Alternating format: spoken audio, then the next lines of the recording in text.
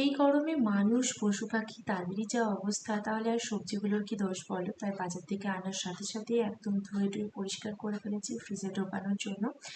আর সারাদিনের ছুটির দিন মানেই তো বুঝতে পারছো প্রচুর কাজের চাপ। আইকেও তার মধ্যেখানে স্নান করিয়ে দিয়েছিলাম, আর ওর চুলগুলো কত বড় হয়েছে সেটাই দেখছিলাম টেনে টেনে। আর বিকেলবেলায় চলে গেছিলাম একবার আই হসপিটালে, কারণ জানো চোখের চেক আপ করিয়ে এসেছিলাম। সেখানে একটা চশমা অর্ডার দেওয়া ছিল, সেটাই ডেলিভারি দেওয়ার ছিল, তো সেটাকেই আনতে গিয়েছিলাম ওখানে। আর বেশ কালারফুল একটা চশমা আমি নিয়েছি ওখান থেকে, তোমরা নিশ্চয়ই ব্লগে দেখেছো সেটা। আর রাহি এদিকে একটা হাতের চাবি পেয়ে সেটা নিয়ে খোলার চেষ্টা করে যাচ্ছে মনের আনন্দে। যাই হোক, ওখানকার কাজপত্র সেরে তারপরে সোজা চলে গেছিলাম একদম পার্লারে আমার আইব্রো সেট করা ছিল, তো সেই কাজটা সেরে তারপর বাজারে একটু ঘোরাঘুরি করে তারপর আইকে একটা চকলেট কিনে দিয়ে একদম সোজা বাড়ি। এভাবেই কাটলো উইকেন্ড।